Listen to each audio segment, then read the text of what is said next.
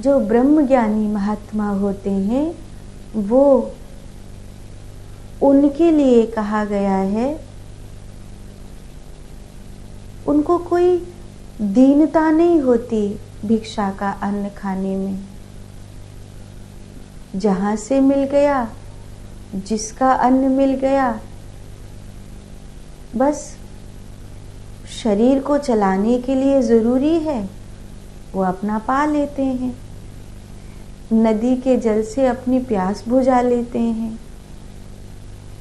प्रकृति ने जो कुछ दिया है वो हमको नहीं दिया, महात्माओं को दिया है। वृक्षों ने फल दिए, नदियों ने जल दिया, ऊंचे ऊंचे पर्वतों ने अपनी कंदराओं में निवास दिया, फूलों ने सुगंध दी, पृथ्वी ने बिछौना दिया, आकाश ने ओढ़ने की व्यवस्था करी। ये सब प्रकृति ने महात्माओं के लिए किया है, हमारे लिए नहीं। ये सब कुछ महात्माओं के लिए हुआ है। हम तो बस यूं समझ लीजिए कि कहीं से बरस रहा है तो हमारी झोली में भी कुछ आकर के गिर रहा है। बाकी दिया महात्माओं के लिए है, परमात्मा की ओर से, प्रकृति की ओर से। इसीलिए वो जो योगी की अवस्था होती है, वो जो एक ब्रह्म ज्ञानी की अवस्था होती है, उसमें कितने प्यारे शब्द शंकराचार्य भगवान ने उपसंहार में किए हैं कि उसे कोई चाह नहीं होती है, धोने सुखाने की कोई अपेक्षा नहीं है, क्योंकि कैसे भी वस्त्र हों, कहीं से भी मिल जाएं, वो उन्हीं से अपना काम चला लेते। नहीं मिले तो कई बार निर्वस्त्र भी रह जाते हैं। ऐसे तो ज्ञानियों के, ब्रह्मज्ञानियों के इतिहास में केवल पुरुष शरीर ही दिगंबर रहे हैं, चाहे वो महावीर हों या फिर भगवान आदिनाथ ऋषभदेव जी से लेकर जितने भी 24 तीर्थंकर हैं। लेकिन एक तीर्थंकर 24 में ऐसी है जो स्त्री थी, मल्लीनाथ। और इधर जो शैव परंपरा के आचार्य हैं, उन शैव परंपरा के आचार्यों में अघोरी महादेव से लेकर के जो भी दिगंबर संत हुए हैं, उन दिगंबर अघोरों में, महात्माओं में एक लल्लेश्वरी हुई है जो दिगंबर महात्मा हुई। क्योंकि दिगंबर महात्मा होना स्त्री के लिए किसी भी प्रकार से शोभनीय नहीं है। इसीलिए दिगंबर महात्माओं में पुरुष शरीर फिर भी अपने वन में, कंदराओं में रह लेते हैं, स्त्री शरीर शोभनीय। अकम्मा कभी आप मल्लिकार्जुन गए होंगे तो वहाँ आपने अकम्मा माई के उस गुफा को देखा होगा जहाँ तपस्या करी है।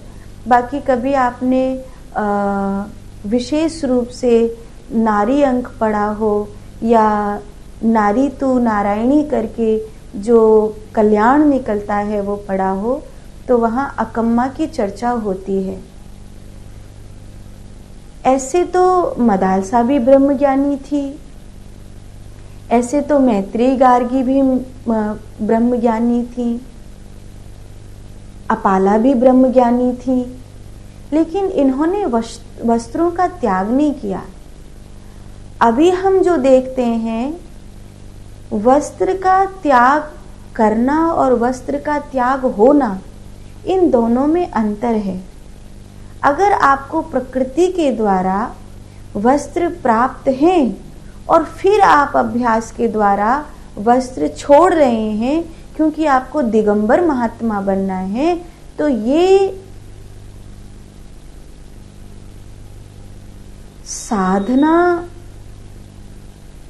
स्वाभाविक नहीं हुई, ये धारण की हुई व्यवस्था हुई।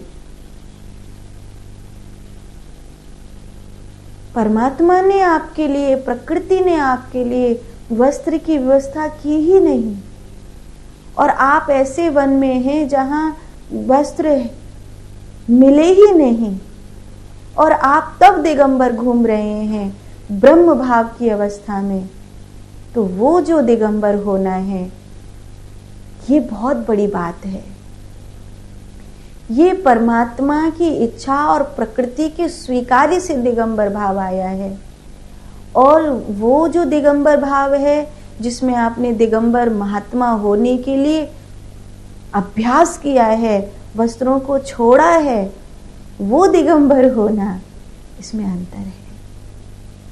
एक आपने अपनी इच्छा से श्रृंगार पहना है, और एक दूसरा परमात्मा की इच्छा से बना है, प्रकृति की इच्छा से बना है। शिव दिगंबर नहीं है, लेकिन शिव को वस्त्र की लालसा नहीं है। अगर उनके पास बागंबर है तो वो बागंबर धारण कर रहे हैं, उनके पास श्वेतांबर है तो वो श्वेतांबर धारण कर रहे हैं, उनके पास मृग चर्म है तो वो मृग चर्म धारण कर रहे हैं। और जब कुछ भी नहीं है तो दिगंबरा महादेव को तब भी फर्क नहीं पड़ता, वो बर्फ में दिगंबरा होकर के विराजमान है। प्रकृति के और परमात्मा के अनुकूल शरीर को चलाना और अपने शरीर को किसी धारणा के अनुकूल चलाना, इन दोनों में अंतर है, और ये बहुत बारीक अंतर है। संसार के संसारी लोगों को, आम जनमानस को ये अंतर समझ में नहीं आता। ये उतना ही बड़ा अंतर है कि कोई झांकी में चैतन्य महाप्रभु बने और सच में चैतन्य महाप्रभु बने, कोई झांकी में कृष्ण बने और सच में कोई कृष्ण बने, कोई झांकी में केवट बने, सबरी बने, और सच में कोई केवट बने या सबरी बने। उतना ही अंतर है। झांकी में बनी हुई सबरी भी अच्छी लगती है, बड़ी भावुक लगती है, लेकिन झांकी की सबरी और वास्तविक सबरी में जितना अंतर है, उतना ही अंतर है कि परमात्मा की इच्छा से तुमने वो रूप स्वरूप धारण किया है, या तुमने धारणाओं के कारण वो रूप स्वरूप धारण किया है। तो चाहे दिगंबर होना, भिक्षा का अन्न खाना। अब कई महात्मा आज के युग में ऐसे भी हैं, अब तो कलयुग चल रहा है, जिनके पास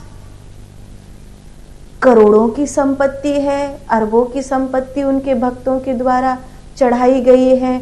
फॉर्च्यूनर से महंगी वाली गाड़ी में महाराज घूम रहे हैं, और चेलाओं के पास कम से कम 20-20 लाख की तो मोटरसाइकिल है, लेकिन क्या कर रहे हैं? भिक्षा से भोजन कर रहे हैं। ये भी गजब रहा कि तुम 2 करोड़ की गाड़ी में से उतर के फिर भिक्षा का अन्न लेकर के खा रहे हो। तुम 20 लाख की मोटरसाइकिल पे घूम रहे हो और भिक्षा करके अन्न खा रहे हो।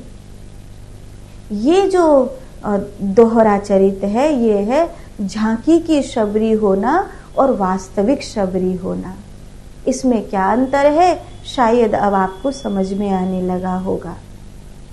तो नदी का जल पीकर रहता है, भिक्षा का अन्न खाता है, या दिगंबरा रहता है, या तो फिर निरंकुश स्वतंत्रता पूर्वक जीता है, या तो पृथ्वी का बिछौना और आकाश का ओढ़ना बना करके रह जाता है, और उसका आना जाना तो कहीं होता ही नहीं। वेदांत की वीथियों में, मानी उन सत्संग की धाराओं में, उस अद्वैत की जब चर्चाएं कहीं होंगी तो वहां कहीं वेदांत की वीथियों में ही ऐसे महापुरुष का कहीं आना जाना दिखाई देगा, और नहीं ऐसा वो होता है। तो ऐसा वो होता है, ये तुम रियल में आ गए हो या ये तुम झांकी में आ गए हो, इन दोनों का अंतर जरूर समझना चाहिए। और ये समझने के बाद कि ये वास्तविक चैतन्य महाप्रभु हैं या ये झांकी के चैतन्य महाप्रभु हैं, तभी चरणों में आपका झुकना सफल होगा। मैंने तो मान लिया कि चैतन्य महाप्रभु आ गए, लेकिन अगर वो झांकी के चैतन्य महाप्रभु हैं तो आपको भक्ति का दान उनके द्वारा नहीं मिलेगा। आपकी शरणागति के फलस्वरूप प्रकृति कुछ दे तो बात अलग है।